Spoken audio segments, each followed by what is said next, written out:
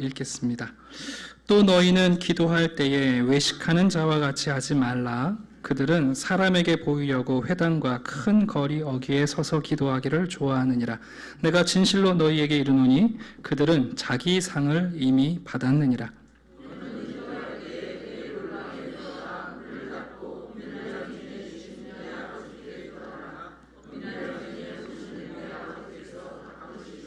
또 기도할 때에 이방인과 같이 중언부언하지 말라. 그들은 말을 많이 하여야 들으실 줄 생각하느니라.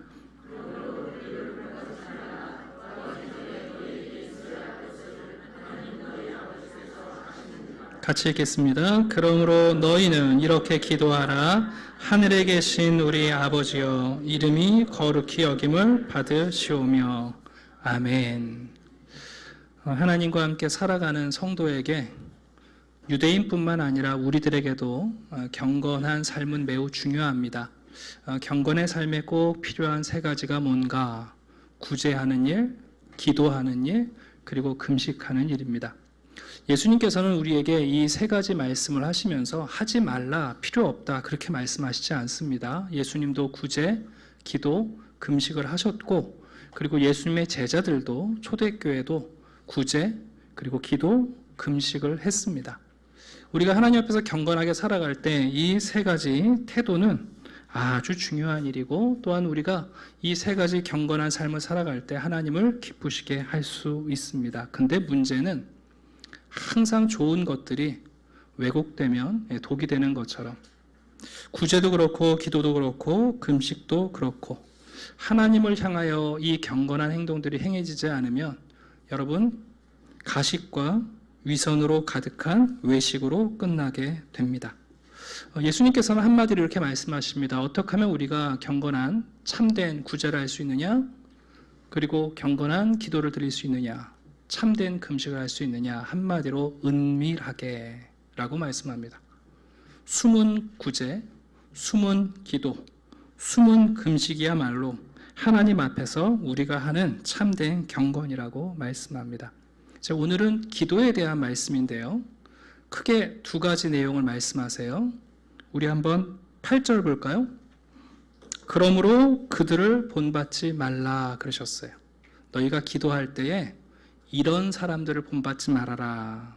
첫 번째 예는 경건한 척하는 유대인들이고, 두 번째 예는 자기 신을 설득하는 이방인들의 기도예요.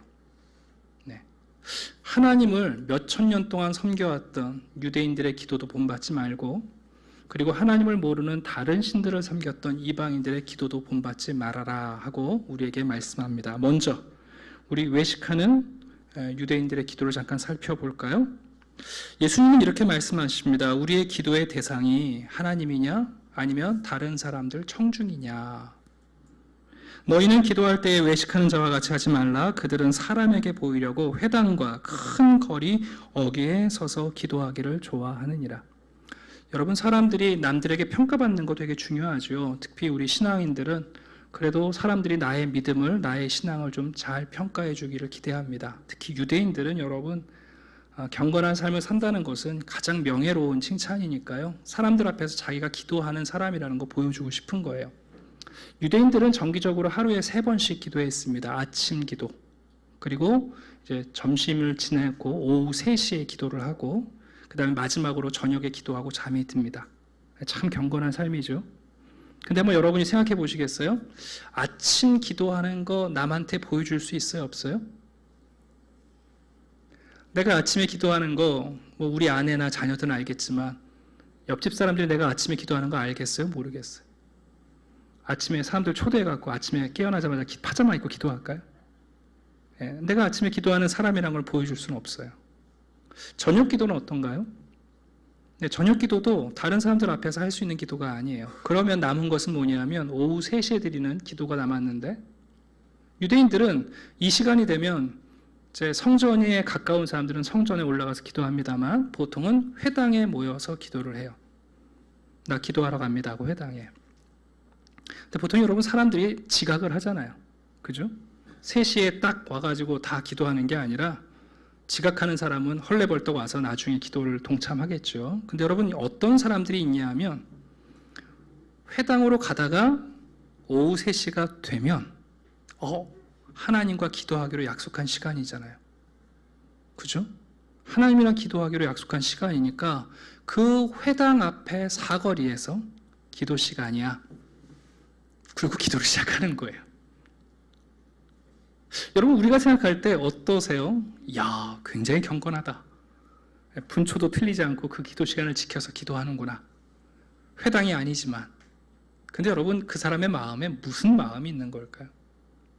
사람들이 회당을 지나가다가 회당을 지나치지만 기도하지 않는 사람이 볼 때, 이 시간이 기도 시간인데 저분은 기도하네. 여러분, 우리가 누구에게 기도하느냐를 우리 안에 물을 때 기도의 장소와 시간, 그리고 기도의 방법이 결정됩니다. 지금 예수님께서는 이런 말씀을 하시는 거예요. 너희가 사람을 청중으로 기도하느냐, 아니면 하나님을 청중으로 기도하느냐. 왜 사람들이 그렇게 기도하느냐? 사람들에게 잘 보이는 장소, 사람들의 주목을 받을 수 있는 시간, 그리고 사람들에게 주목받을 수 있는 방법. 그래서 큰 소리로 기도하는 거죠.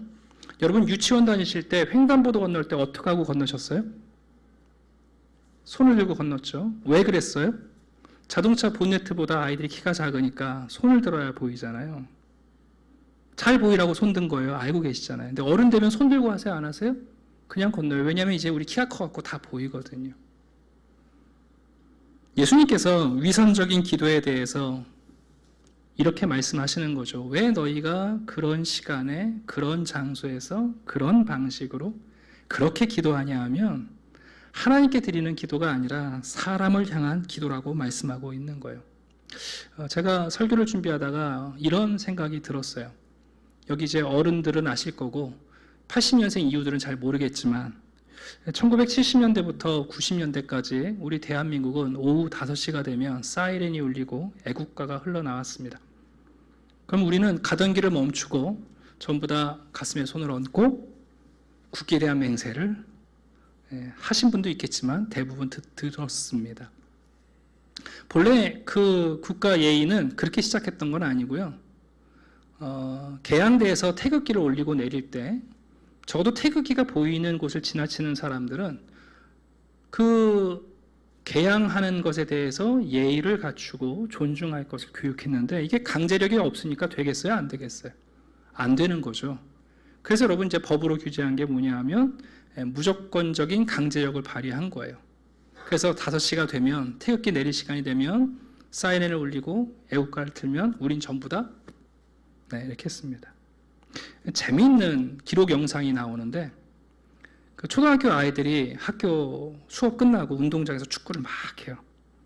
그리고 한 녀석이 여러분 골대 앞까지 볼을 막 차고 가고 수비가 맞으려고 막으려 뛰어오는데 갑자기 사이렌이 쫙 울립니다. 그랬더니 그 아이들이 여러분 그 중요한 순간에 다들 공을 놔두고 서가지고 국기에 대한 맹세를 하고 잠시 후에 음악이 끝나자마자 또 볼을 잡고 싸우는 영상이 있어요. 여러분, 그런 방식으로 애국심이 나타날까요? 여러분, 애국심은요, 취조실에서, 고문실에서 나타나지 않습니까?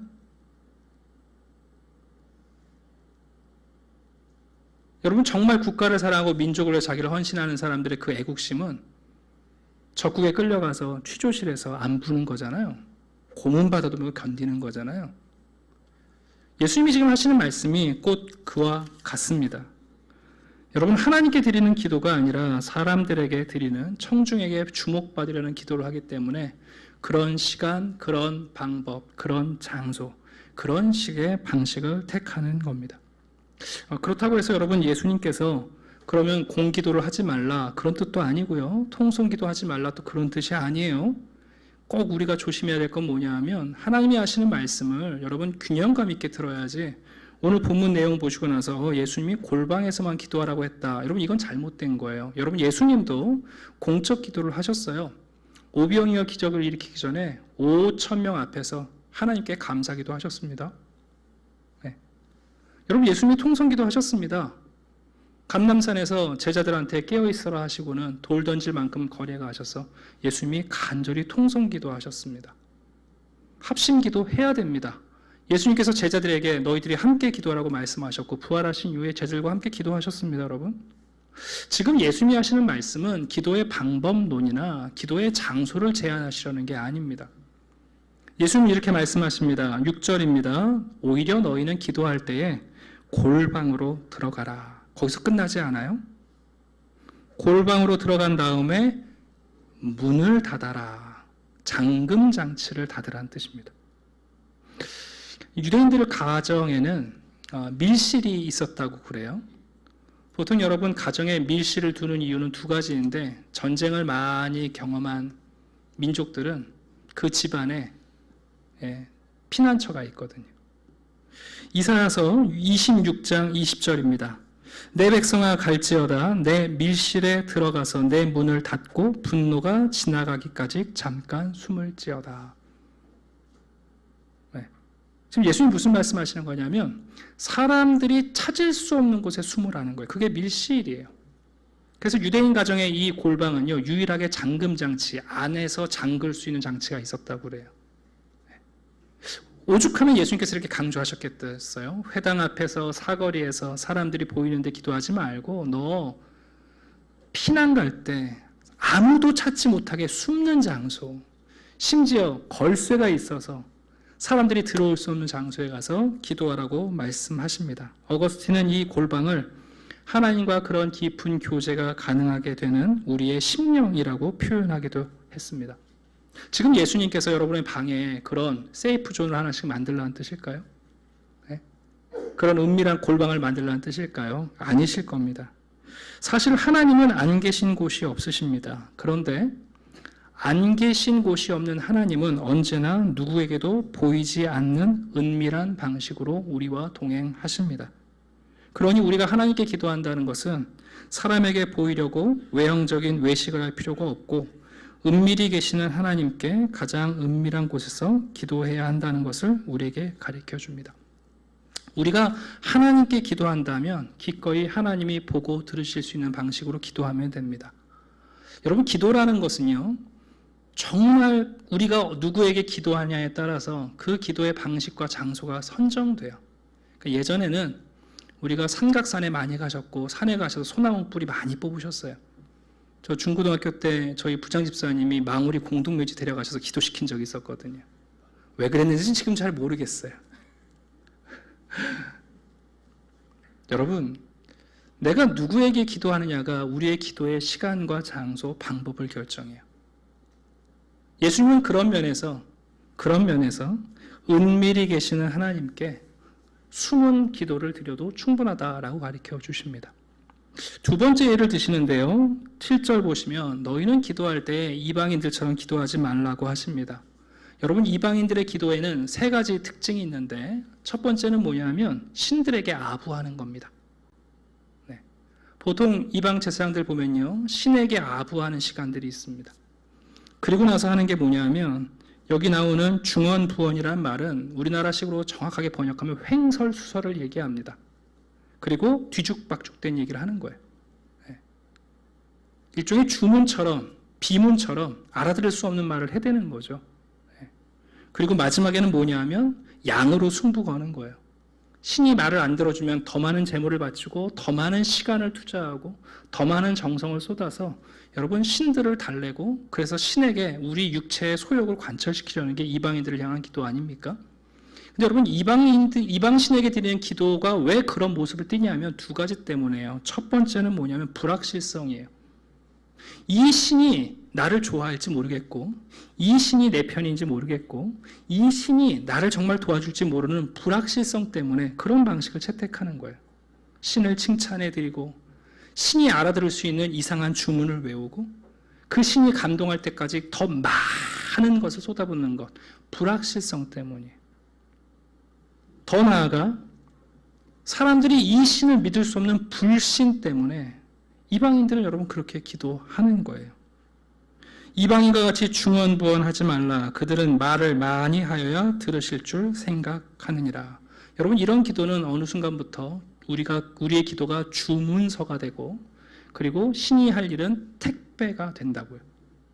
그러니까 예수님께서는 이런 이방인들의 기도도 본받지 말라라고 말씀합니다. 왜 그럴까요? 8절 보시면 예수님은 한마디로 이렇게 말씀하세요. 너희에게 있어야 할 것을 하나님 너희 아버지께서는 아시느니라. 하나님은 불확실한 분이 아니고 하나님은 불신할 만한 분이 아니라 오히려 자비로우신 아버지, 적극적이고 자발적으로 우리에게 자비를 베푸시는 분이라고 말합니다.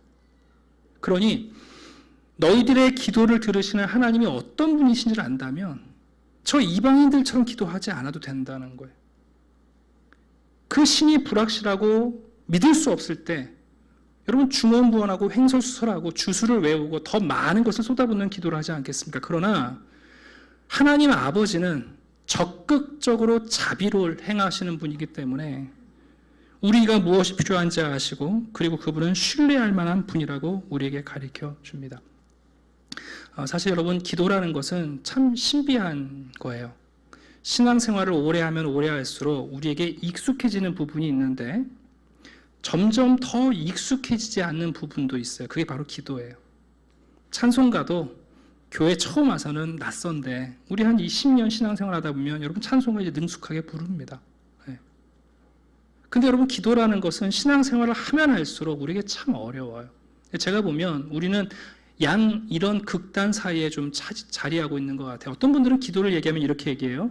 내가 기도하지 않아도 하나님이 다 알아서 이루시는 거 아니냐. 뭐 굳이 기도를 하냐.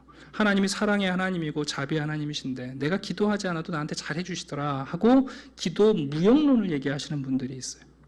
반면에 또 어떤 분들은 아니다. 하나님은 내가 기도해야 들으시니까 오늘 내가 장 보러 가는데 콩나물 사는 것도 기도하고 해야 된다 하고 기도 만병통치를 주장하시는 분들이 있어요. 여러분들은 어떠세요? 보통 이 스펙트럼 그 어딘가에 우리가 있는 것 같아요. 또 그런가 하면 기도가 정말 신비한 기도를 하시는 분들이 있죠. 우리 흔히 성자라고 하시는 분들.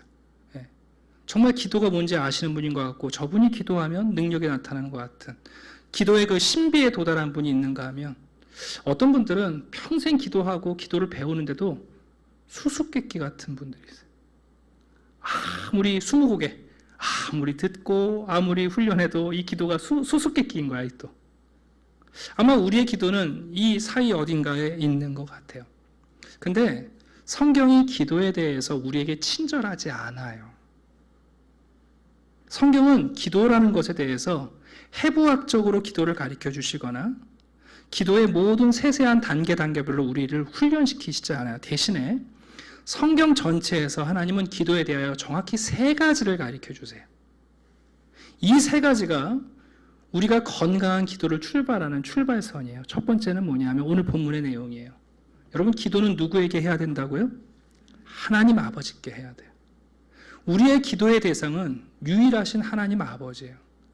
오늘 예수님께서 기도에 대한 가르침을 주시면서 참된 기도는 하나님 아버지께 하는 거다 하고 가르쳐 주세요. 예수님도 이 땅에 계실 때에 하나님을 향하여 기도하셨어요. 이제 두 번째는 뭐냐면 그런데 여러분 하나님이 우리랑 같은 분이 아니시잖아요. 하나님은 거룩하시고 완전하신 분인데 우리가 어떻게 하나님께 말씀을 드릴 수 있겠어요? 그런 면에서 성경은 우리가 기도할 때에 반드시 예수님을 통하여 기도하라고 말씀해요. 그게 우리가 항상 기도하고 마치고 나면 예수님의 이름으로 기도합니다 라고 반드시 단서를 다는 이유입니다. 히브리서 말씀입니다. 그러므로 형제들아 우리가 예수의 피를 힘입어 성소에 들어갈 담력을 얻었나니 그 길은 우리를 위하여 휘장 가운데로 열어놓으신 새로운 살 길이요 휘장은 곧 그의 육체니라. 마음과 참마음과 온전한 믿음으로 하나님께 나아가자. 여러분 예수님께서 십자가를 지셨을 때에 지성소에 그 두꺼운 휘장이 다 찢어져 버렸지 않습니까? 1년에 한 번 대제사장이 겨우 들어가 하나님을 만날 수 있는 그 하나님의 면전에 누구든지 들어갈 수 있는 길을 열어주셨어요. 그러니까 성경은 우리에게 첫 번째 기도는 오직 하나님께만 드려야 하고 하나님께 나아가는 사람은 반드시 예수 그리스도를 통해서만 나아가야 된다는 거예요. 세 번째가 뭐냐 하면 그럼에도 불구하고 우리는 기도하다가 자꾸만 길을 잃어요. 정말 기도의 길을 잃어요. 그 다음에 필요한 게 뭐냐면 성령 안에서 기도하라는 거예요. 에베소 2장 18절입니다. 우리 둘이 한 성령 안에서 아버지께 나아감을 얻게 하려 하심이라. 여러분 되게 쉬운 이야기죠. 성경은 이 세 가지로 우리의 기도에 대한 모든 것을 가리키세요. 기도는 하나님께 하는 거다. 기도는 예수 그리스도를 통해서만 하는 것이고, 그럼에도 불구하고 우리는 자주 길을 잃을 터인데 그 기도의 길을 잃어버리지 않도록 성령의 도우심이 필요하다. 근데 이 세 가지를 우리가 깨닫게 되는 순간 무엇을 알게 되냐면, 아하, 기도라는 것이 우리의 의무가 아니라 우리의 특권이라는 사실을 깨닫게 돼요. 정말 기도가 하나님께만 드릴 수 있고 예수 안에서만 기도할 수 있고 성령의 도우심으로 우리가 기도의 길을 찾아간다면 이건 아무나 할 수 있는 게 아닌 거예요. 이건 하나님이 우리들을 자기의 자녀로 부르시고 그리스도께서 우리를 위하여 대속하시고 우리에게 주신 성령이 우리 안에서 역사하실 때 우리가 할 수 있는 기도이기 때문에 그 순간부터 여러분 기도는 의무가 아니라 특권으로 변화합니다. 오늘 본문에서 정말 중요한 말씀이 있는데 우리 한번 8절을 다시 한번 읽어볼게요. 자, 시작. 그러므로 그들을 본받지 말라. 구하기 전에 너희에게 있어야 할 것을 하나님 너희 아버지께서 아시느니라. 하나님 말씀하십니다. 저 유대인들처럼 외식하는 기도 본받지 말고 저 이방인들처럼 자기가 섬기는 신이 불확실하고 불신에 가득 차서 억지로 설득하려고 하는 거 배우지 말고 너희들은 하나님께 기도해야 된다. 근데 하나님이 너희가 있어야 할 것을 아신다 그러셨어요. 제가 한번 질문을 해볼게요. 여러분의 인생에 꼭 있어야 할 게 뭐죠?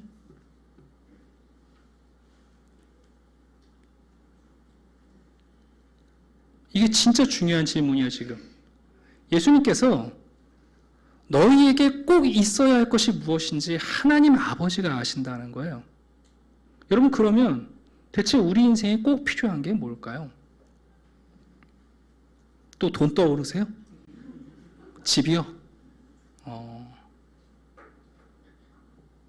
여러분들은 고아도 아니고 과부도 아니고 이방인도 아니시니까 그런 게 꼭 필요하다고 여기시는 거예요. 여러분, 고아들은요, 그들의 인생에 뭐가 제일 필요할까요? 아버지가 필요해요. 여러분, 고아들은 아무리 울어도 달려와주는 아버지가 없습니다. 과부들은 여러분, 누가 필요할까요? 남편이 필요해요. 세상 나가면 괄시받아요. 어디 의지하고 기댈 데도 없어요, 여러분. 이방인들은요, 이방 땅에 가서 말도 안 통합니다, 여러분. 어떻게 도움을 요청합니까? 이방인들은 여러분, 낯선 땅에서 친구 한 사람 구하면 그게 그들이 가장 필요한 겁니다. 여러분, 오늘 본문을 많은 분들이 오해하시는데요. 본문에서 예수님이 하고 싶은 얘기는 이거예요. 봐라, 하나님은 너희에게 꼭 있어야 할 것이 무엇인지 아신다. 그래서 그분이 너희의 아버지가 되신다. 그 다음에 나오는 주기도문은 이렇게 시작하죠. 그러므로 너희는 이렇게 기도하라. 아버지, 헬라어에 보시면 파테르라는 아버지가 먼저 나와요. 아버지, 하늘에 계신 우리 아버지. 이런 면에서 성도는 여러분, 기도하기 전에 이미 응답을 받고 출발하는 겁니다. 우리 인생 여러분 정말 필요한 게 무엇인지 하나님이 아시는 거예요. 우리에게는 아버지가 필요해요. 여러분, 예수님께서 우리에게 기도를 가르치실 때 우리는 사람들에게 칭찬받으려고 기도로 무언가를 얻어내려고 하나님의 있는 호주머니 있는 거 내 걸로 옮겨오려고 기도하는데 우리가 정말 필요한 건 아버지가 필요한 거예요. 그래서 하나님께서 야, 내가 너희에게 뭐가 필요한지 안다. 내가 너희의 아버지가 되어주마. 아버지 노릇해주마. 그리고는 우리에게 기도를 하라고 말씀하시는 거예요. 그래서 여러분 주기도문이 그렇게 시작하는 거거든요. 아버지. 그런 여러분 주기도문의 놀라운 비밀은 우리가 무엇을 구하기 전에 이미 가장 중요한 것을 받았다는 거예요. 여러분 이 신비를 알고 이 진리를 알게 될 때 여러분 기도가 무엇인지를 제대로 알게 돼요. 아니면 이런 식이에요. 옆집 아저씨 되게 잘 사네. 어떻게 하면 저 아저씨한테 장학금 좀 얻을 수 있을까? 그리고는 찾아가는 거 옆집에. 친구를 사귄 다음에 친구야, 니네 아빠 뭐 좋아하시냐? 야, 니네 아빠 무슨 얘기해야 설득을 당하시냐? 니네 아빠는 어떤 사람을 도우시더냐? 그리고 열심히 물어가지고 가가지고 그거 하고 있는 거 아니에요? 여러분 교회 안에 있는 수많은 분들이 기도 세미나나 기도를 배운다는 게 뭐냐면 그런 식인 거예요. 어떻게 하면 하나님을 설득할 수 있느냐? 어떻게 하면 하나님께 응답받을 수 있느냐? 어떻게 하면 옆집 아저씨에게 나한테 좀 아버지 노릇 한 번만 해달라고 도와줄 수 있느냐? 예수님은 그렇게 하라는 말씀이 아니에요. 예수님은 이 말씀을 하고 계신 거예요. 하나님은 우리가 꼭 필요한 게 무엇인지 아신다. 그래서 그분이 우리에게 아버지라고 부르라고 하신다. 여러분, 우리가 기도하는 순간 이미 가장 중요한 응답이 우리에게 주어져 있다는 것을 말씀하시는 거예요. 그래서 예수님은 기도에 대해 가르치실 때 고아의 비유, 과부의 비유를 드시는 거예요. 육신의 아버지도 자기 자식들에게 좋은 것을 주는데 대체 전갈과 뱀을 주는 아버지가 어디 있느냐? 과부가 악한 재판장한테 가서 그렇게 지긋지긋하게 해야 겨우 한번 재판을 받는데 하나님이 남편이라면 어떻겠느냐? 여러분, 오늘날 우리가 기도에 대해서 정말 종교적이고 미신적인 기도가 너무나 가득합니다. 여러분, 기도는 이렇게 출발하는 겁니다. 우리 인생에 가장 필요한 것, 여러분, 아버지예요. 하나님이 이미 자신을 아버지로 우리에게 주셨어요. 예수님이 이 땅에 오셔서 우리에게 전한 복음이 뭐냐 하면 우리 인생에 가장 중요한 분이 하나님 아버지시고 그분이 우리를 이미 자녀로 부르셨다는 거 아닙니까? 죄송한데요, 여러분의 기도가 응답되지 않는 이유는 아버지가 없기 때문이에요. 왜 여러분의 기도가 응답이 안 되냐고요? 아직도 하나님이 옆집 아저씨이기 때문인 거예요. 옆집 아들한테 어떻게 하면 아버지 좋은 일이냐고 배우긴 하셨는지 모르겠지만 하나님이 아버지가 되기 전에 여러분 기도 응답은 없는 거예요. 여러분, 이 단순한 진리가 그렇게 가려져 있고요. 그렇게 이상한 진리로 우리를 설득해서 교회 안에서 참된 기도가 안 일어나요. 말씀드리잖아요. 성경의 기도에 대하여 파편적으로, 해부적으로 가르치지 않아요. 하나님은 간단하세요. 아버지라는 말씀을 하시고 하나님을 향해 기도하고 그리스도를 통하여 기도하고 그리고 기도하다가 길을 잃으니까 성령 안에서 기도하라는 거예요. 여러분, 우리가 여기 여러분들 모여 계시는데 우리 삶의 배경이 다 다르지 않습니까? 우리 기도 출발할 때요, 다 각자 자리에서 출발합니다. 함께 기도하는 동안에도 또 각자 가고 싶은 길로 가서 다 제 갈 길로 갑니다. 그러나 우리가 성령의 교통을 믿는 것은 성도가 적어도 성령 안에서 예수님의 이름으로 하나님을 향한 기도에 갈 때 여러분, 시간이 지나면요, 우리가 기도 안에서 만나서 결국은 하나님 한 분 아버지 앞에 우리가 모이게 되는 거예요. 그게 성도의 기도의 역사예요. 그게 주기도문에서 말하시는 아버지, 하늘에 계신 우리들의 아버지, 그렇게 하고 기도가 시작되는 거예요. 많은 기도를 해야 한다고 강조하시는 분들이 있습니다. 그러나 여러분, 내가 기도하는 분이 나의 아버지가 되시지 않는다면 그 많은 기도는 위선으로 전락합니다. 기도라는 것은 내가 고아가 아니라는 것을 고백하는 겁니다. 성도들에게 기도의 효과를 가리키고 효용성을 가리켜서 기도할 수 있는 게 아닙니다, 여러분. 하나님 아버지는 우리에게 무엇이 있어야 할지를 아십니다. 그래서 그분은 자기 자신을 우리에게 아버지로 내어주시면서 우리가 구하기도 전에 우리에게 가장 필요한 것을 이미 허락하시고 자기 자신을 우리에게 주시며 우리에게 찾으시는 거예요. 하나님은 우리의 기도가 필요하신 분이 아니에요. 그러나 하나님은 우리가 하나님께 드리는 기도가 필요하다는 것을 아세요. 하나님은 우리의 간절한 기도가 필요하시지 않지만 하나님은 우리가 하나님을 향한 간절한 기도가 필요하다는 것을 아시는 거예요. 그래서 우리에게 찾아오시고 우리의 기도를 들어주시고 우리와 함께 그 기도를 통하여 교제하시는 겁니다. 여러분, 이 본문을 읽으면서 또 엉뚱한 결론을 붙잡으시면 안 돼요. 아, 그렇지, 골방에서만 기도해야 돼, 공기도는 안 해야 돼, 통성기도 안 해야 돼, 손 들고 하면 안 돼. 지금 그 얘기가 아니에요. 내 기도를 들으시는 분이 하나님이 어떤 분인지 안다면 하나님에 대한 불확실과 불신이 아니라 그분에 대한 확신과 안정감을 가지고 여러분, 하나님을 아버지라 부르지 않겠습니까? 네. 하나님은 언제나 우리에게 아버지 노릇하려고 스탠바이 하고 계시는 분이에요. 네. 대체 여러분, 기도가 뭐 어려울 게 뭐가 있으며 기도의 형식과 기도의 방법론이 왜 그렇게 복잡해야 됩니까? 기도하다가 길을 잃으면 또 성령님을 의지하고, 그래서 여러분, 말씀을 들으면서 그 말씀에 의지하여 기도해 갈 때 우리가 다 상황과 생각과 가치관이 다를지라도 성도들은 기도하는 가운데 그 마음이 모아지고 결국은 한 분 하나님 앞에 만나게 되어 있는 거예요. 말씀을 마치겠습니다. 예수님 말씀하십니다. 참된 경건은 숨은 경건이다. 우리의 기도가 저 유대인들과 저 이방인과